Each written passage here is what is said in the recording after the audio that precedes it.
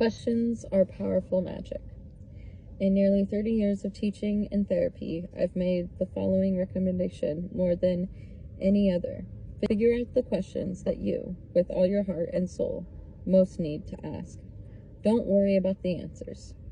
Put your attention on the question themselves, and keep going for deeper and deeper questions until you come to the one or two or three that your life purpose is centered around. As the poet Rilke put it, learn to love the questions themselves. The magic is this: if you ask your big questions with sincerity and all your heart, your life itself will become a living answer to them. There is another reason that questions are powerful medicine. If your question is vast and deeply personal, and you really don't. Even now, as I pause to look at old photos, old family photos, I find it hard to look without flinching. In your imagination, look over my shoulders as I hold a family photo in my hand. It is a photograph of my grandparents at their 50th wedding anniversary. I was 3 and remember the day vividly. It took hours to get the picture because they were unwilling to sit on the same piece of furniture to have the picture snapped. Sitting on the couch together would indicate a degree of intimacy that they did not wish to communicate to posterity.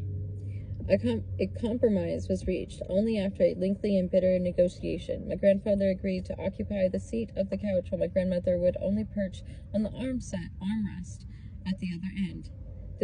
This solution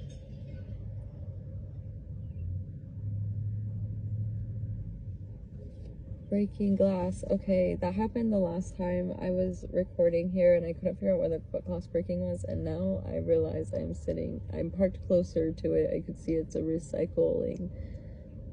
recycling bin. Okay, distractions. Solution allowed them both to be right. The portrait reveals my grandfather looking hopeless and confused as he stares blankly at the camera with his mouth agape, while my grandmother looks off in the other direction, her jaw set in silent rage. They had a terribly strained relationship, and my inquiries have revealed that it was like this throughout most of the 60 years they were married. My brother once asked my grandmother why things were so difficult between her and my grandfather. She reflected a moment and said, "I think it's because I hated him from the moment I met him." That explained it to my satisfaction. My young mind was always wondering, how can they be so unhappy? These wonderful people when they were out of each other's range. They fed and clothed me, showered me with love, and probably saved my life. I felt so sad that they could not be civil with each other, even on special occasions. What had gone wrong between them? What would it take to bring happiness back into their pinched faces? I like to point out that the page is ripped. This is the last page I have to my book. It got ruined several months ago.